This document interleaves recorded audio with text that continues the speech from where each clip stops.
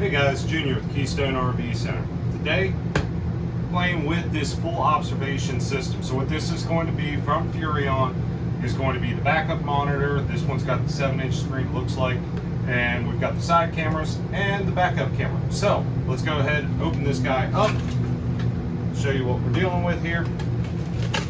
Obviously we got our monitor, got some nice packaging. Got our owner's manual with their serial numbers and all that stuff. You'll definitely want to keep that. That way you can go ahead and get everything filed up for warranties. Got your 2 side cameras, and they are going to be labeled on which one's which typically. If not, just remember the camera's got to point down the side of the vehicle. You're going to have an inside mount, which we'll get into that here later. Got a windshield mount. Got the extra screws that come with it. We're going to go ahead and keep those in the box. Got all the wiring that we're going to need. We're going to need that right off the bat. We got the little antenna. We're going to need that here in a second. We can get that all shot. So, got some wiring here. That we're not going to need because the coach already comes with it. We've got a little rubber plug that comes with it. And then we've got our tester here. Plus our power for whenever we're operating the camera going down the road. We're going to need that here in a second. And then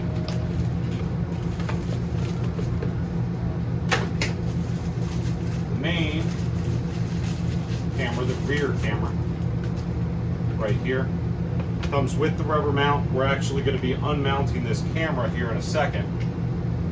After we go through the test, we'll go ahead and put the antenna on real quick. Righty-tighty, lefty-loosey. We're not going to need the wiring harness. And then we got some zip ties and whatnot, some rubber grommets. Those are, again, if you are doing a full wire in the back, which, again, we're not.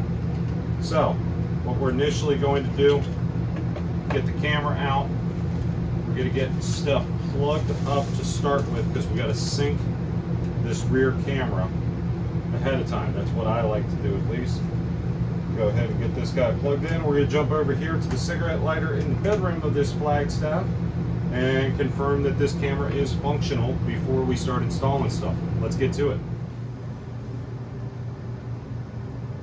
So as you can see, the backup camera is functioning, doing what it's supposed to. Now, right now, this camera is set up, so if we do view all, it's showing us 4 settings. We're going to have to fix that, so we'll get into that later after we get the rest of these wires plugged up. Let's go ahead and show you how to wire up a unit like this Flagstaff, where it's only prepped for the backup camera but not the side views. Then we'll also quickly show you how to hook up one of the ones that's got the side view cameras pre-wired. I'll give you a hint. That way's easier. So the first thing you're going to do, well, the first thing I'm going to do is get up here and get this backup camera set up. So you'll have a cover plate if it's pre-wired, just like that. You'll pop that off, save the 4 screws, and then I take the entire housing. That way, if I drop one of the screws from the cover plate, I can use the screws from here. We got a full video on me doing this on another Flagstaff on our channel. If you haven't seen that video, definitely hop over on our channel, take a peek at that. Make sure you hit the subscribe button. Stay tuned because we do a lot of cool videos on stuff like this. Whether it be the simple install stuff, not the major stuff, and just general camping tricks and tips and good information that the manufacturers wish everybody would know. So we're going to take this guy out. We'll have a headphone looking jack, and that's just going to plug right into the back of the camera. We'll get you guys a better look at that here in a second before screwing it all back up. Like, not actually making mistakes, but actually putting the screws in. So that's what it'll look like. Just quick headphone jack, plugs right into its counterpart there. And let's go ahead and put the screws in, get this all mounted up. Boom. And just like that, she's up there. Now you will be able to change the angle that the camera is at by rotating. You should keep the ladder back there after hitching up. Make sure that you got somebody safely in the driver's seat and somebody to adjust the camera for you to however high you want it.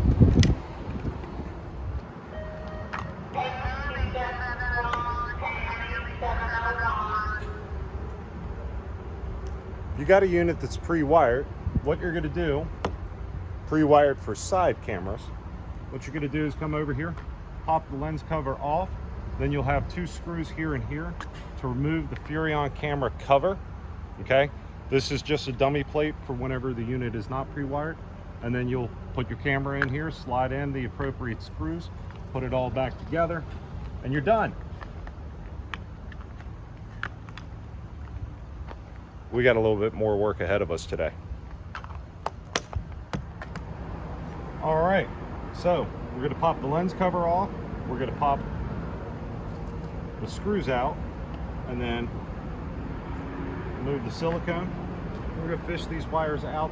Typically, one at a time works best. Try to get one that wants to cooperate and go with that one first.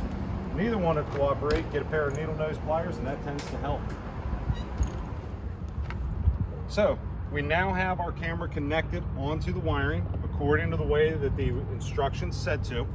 When we removed the old wiring, we removed it past the factory crimp. Okay, that way if we ever want to put it back in, we can just take off that end, put on the factory ones. We'll save these for now, and at this point we're just going to put our screws in to mount this camera up to the wall. And then after we finish that, we're going to go ahead and put on a little bit of silicone on the top. It does come with a rubber boot, so they do like to say that you don't need to seal it.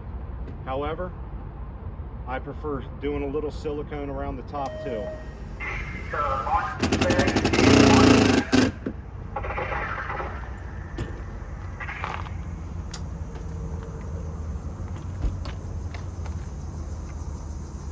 What do you think, Rob? Does that look level?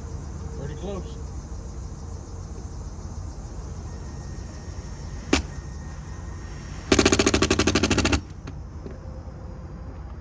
Good to go there, and then we'll just slide the camera on and go ahead and make the last of the connections once we finish up the other side.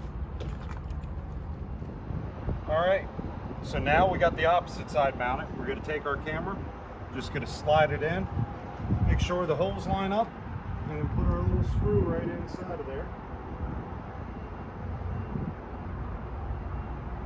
And if you're wondering why my screwdriver changed to the middle of this job, it's because I had to stop in the middle of it, return the text tools, grab another set of text tools, because I left my bag at the house today. And I almost dropped that screw. It's okay, remember there's a whole pack of replacements.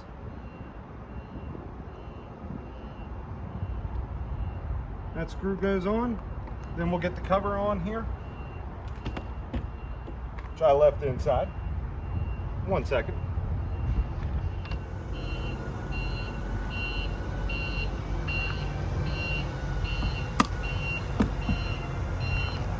Now we'll just go seal up around it and we'll be done. Alrighty guys, so now that we've got everything installed, we're in the unit, and as you can see, it's showing me 4 cameras at once. So we got a little menu button right here on the side. We're going to press that button, hit the setup icon, then hit auto display. We want a tri-view. Okay, all the way here at the bottom, we're going to back out, and if I do view all, it shows me that. Well, how do I get to that? Well, if you are on one camera, any of the cameras, and you tap twice, 1, 2, it'll give you the option to view all. Now I can see what's going on all sides. Now the other thing is, on the backup camera, if I go 1, 2, I also have volume down here. So I can hear what somebody's telling me, or I can put it back on to mute, so it doesn't screw up the audio any more than already what's going on with the setup.